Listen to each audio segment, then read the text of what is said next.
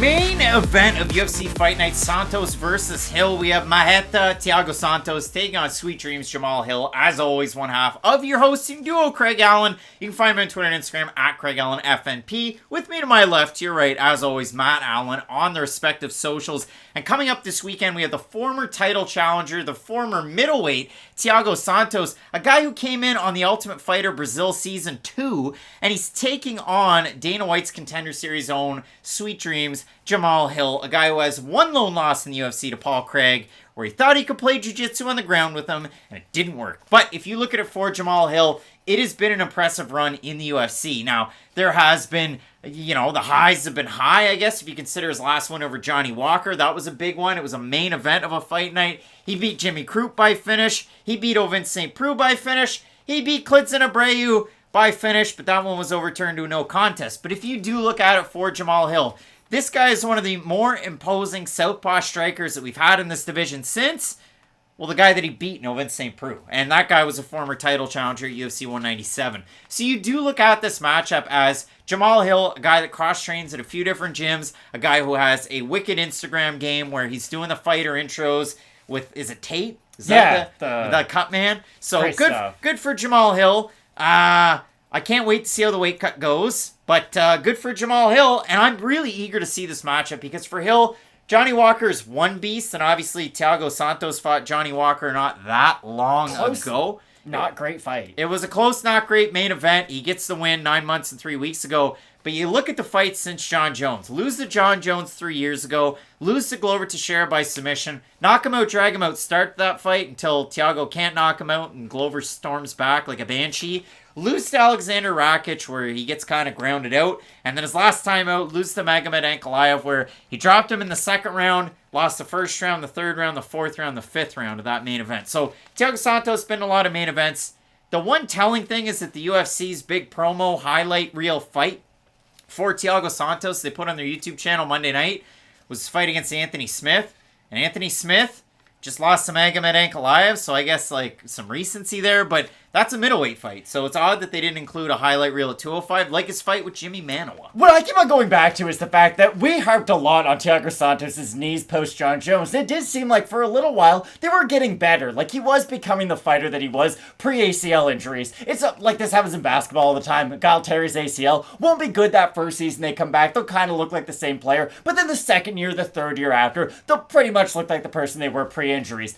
The problem with Thiago Santos is, and I think about a lot like Douglas Lima with this problem too. Douglas Lima reached MMA IQ sainthood, if you will, once his body started to fail him because he was a little bit older in his career. The two never really matched up at the perfect time. With Santos, I might not be worried about his knees anymore, but at 38 years of old, Father Time's out there just thinking one of these nights he's the Eagles. Ooh, in between the dark and the light. For Santos, I might not be worried about the knees as much, but I'm worried about the amount of crazy fights he's been in at this stage of his career. I am still worried about the knees, if we're being honest. And the fact that you have a guy who used to fight at middleweight, like you said, now fighting one of the biggest light heavyweights we have on roster. Because that's the other thing I kept on going back to. Remember how big OSP looked when he fought Ben Rothwell? Yeah. He looked like a full-fledged heavyweight. Now, I know that was not the best fight ever, but still, you had Ben Rothwell, a guy who is known for being big Ben Rothwell, like a massive heavyweight, and OSP matched up physically with him, basically to a T at that division. Jamahal Hill looked bigger than OSP when they fought each other at light heavyweight, and I know OSP has to cut weight to get to 205, but you get the idea. His frame is big enough to be a heavyweight fighter, and I'm talking about Jamahal Hill right now, and he's fighting a guy who used to fight at middleweight, now has knee issues, and I know Thiago Santos, I'm not completely doing it justice. Thiago Santos was as big of a middleweight as you could possibly be, and honestly, his chin kind of did suffer by the weight cuts going down to middleweight, so of course we've seen a better version at 205, but when these guys face off, I'm very used to seeing Thiago Santos look like a light heavyweight and match up physically with his opponents. Walker was taller than him, Rakic was taller than him, but physically he matched up with all of them. I think Jamahal Hill's going to look meaningfully bigger than Thiago Santos come fight night, to where it's going to look like they are weight classes apart. I'm eager to see what we get out of Santos, because I can harp on all these losses, and I can pick out some of the really good wins. It was a fight of the night against Erick Anders. He gets the win right at the end. It was a great finish that he had over Anthony Smith back in 2018. The fight he has against Jan Blachowicz, he has all those big explosions, and that's how he's able to win that. Just rushing across, finishing him right straight up through the middle. If you look at it for Thiago Santos out of the wins, there's always that one big movement that gets him that finish or gets him the win or wins him those moments. I mean, the Kevin Holland fight, he did out-wrestle Jack Mason one where he just ran across and spammed uppercuts. Yeah, exactly. Or the one against Jimmy Manuwa. He's pushing him all the way back up, finishing him. He has that one big burst against Magomed Ankalaev, drops him, round ends, and then that's kind of it. It's just like a holding pattern. Like, you look at some of these fights, has a couple against Glover Teixeira, but then he ends up getting finished. I don't know. I mean, listen, Thiago Santos is always going to have those one or two big bursts in his fights. Can Jamahal Hill figure him out before then, or can he time it to where he gets the counter? And that's a really tough ask. It is a tough ask, because for Santos, this is my problem with his punching power. I know he dropped Ankalaev, but Johnny Walker is not thought of as the most durable man in the world. And yes, he beat him by landing some long-distance power punches, but he didn't land a lot of clean shots in that fight. And I know, as a middleweight, he's going to struggle against punching taller guys in this weight class. And again, Jamahal Hill's not as big as Johnny Walker, but still, you're going to be punching up at a guy constantly throughout this fight. And I already don't love Thiago Santos' cardio throughout 5 rounds. Again, don't love the knee injuries, don't love the age at this point of his career. This really does feel like it's a fight to get Jamahal Hill into the top 5 of the division, if I'm being honest. And we have seen this a lot in a lot of divisions as of late. Like, lightweight right now has Demiris Magulov, Mateusz Gamrot, Arman Sarukian, that, like, let's be honest, they're probably going to wreak havoc on a lot of the old guard in that division, and we're going to see a lot of the more established names kind of get beat out of the rankings. I feel like this is sort of a microcosm of what that is, but in the light heavyweight division. Jamahal Hill, other than one slip-up against Paul Craig, to where, to our credit, we did say a bunch before that fight, Jamahal Hill's way better, but also, he's been talking a lot about how good his jiu-jitsu is, and Paul Craig's probably not the opponent you want to test it against, but I don't know what the one niche area of Jamahal Hill's game is that Thiago Santos can take advantage of, because at kicking range for Santos, it's basically punching range for Jamahal Hill. Punching range for Santos is going to be the sweet spot for Jamahal Hill, and Hill hasn't shown a poor chin by any means up until this stage of his career. So, I love watching Marreta fight, don't get me wrong. It's super fun, it's always enjoyable. I just don't know what his area, what his wrinkle is that he brings to this fight that's really going to help him get the finish. I mean, Hill's a pretty big favorite in this one. Open -250, -280 or thereabouts for Thiago Santos. Open +220. +225, we have a look rather than at the Tapology votes. We throw these ones out in the main event. Over in the YouTube community tab, if you're subscribed, it's easy to find. If you're not, you can find it too.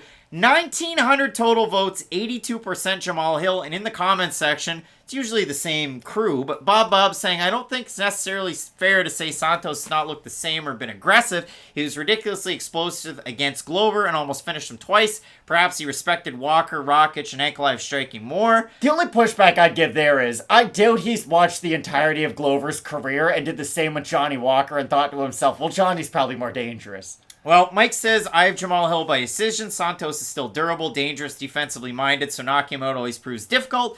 But he rarely makes adjustments during a fight, and he has low volume, so it's unlikely he beats many guys by decision. Hill will pressure Santos early before feeling some of Santos' power, and so on. We have Tyler saying, really tough for me, leaning Santos by decision, but nice not to see a confident. Santos pick. We have Henzo saying, Santos hasn't really been the same since the surgery post-Jones. Kind of.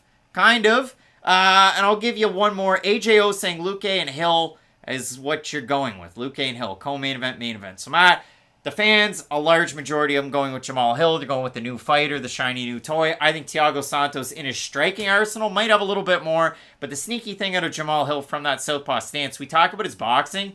He does have pretty damn good kicks, too. Exactly. So let's say he starts going at the knees of Thiago, landing leg kicks, making a guy who relies on his movement, let's be honest, even more stationary. Again, you have a big power puncher, and I mean a massive power puncher for this weight division, fighting a guy who might be a little bit more technical, might be a little bit faster, but I just don't know if those two game plans are going to be sustainable enough for Thiago Santos to avoid that big shot the whole entire fight. Again, 25 minutes for Jamahal Hill is a big deal, so I'm very curious to see him in this atmosphere, because let's say he wins this fight but doesn't look good. Maybe I don't think he will fight for a title one day, because I'm going to be completely honest. I said it on the pay-per-view, I said on Question Mark Kicks last weekend, I think Jamahal Hill is going to fight for the title at some point in his UFC career. Might not be the next fight, might not be next year, but I really do think he has the type of skill set that can get him up to that title shot, and this fight against Thiago Santos, let's say he finishes him in the 4th round, looks really good up until then, I'll feel a lot more confident in that prediction, but I do have Hill so far in this fight. Yeah, I agree with you. Going with Jamahal Hill in this matchup, we also have the Ultimate Fighter Season 30 finale. You got Zach Pauga taking on Muhammad Usman. You got Juliana Miller taking on Brogan Brogy the Bear Walker. Will Pena Nunes be in attendance? Is that going to be an awkward, like, across the cage stare they're giving each other? Let's fight for the belt tomorrow. Amanda Nunes says yes to that one. I don't know. It really is weird. It's an interesting card. Former Ultimate Fighter winner Bryan battles on the undercard, taking on Takashi Sato. Really interesting fight kicking off the card that nobody's going to talk about. Mayra Bueno Silva taking on Stephanie Egger. There's a lot buried in this one. You just have to kind of dig through it and sift through. So if it's card for you, you let us know down below in the comment section. Make your picks, what you like about the show, what you don't. You let us know down there.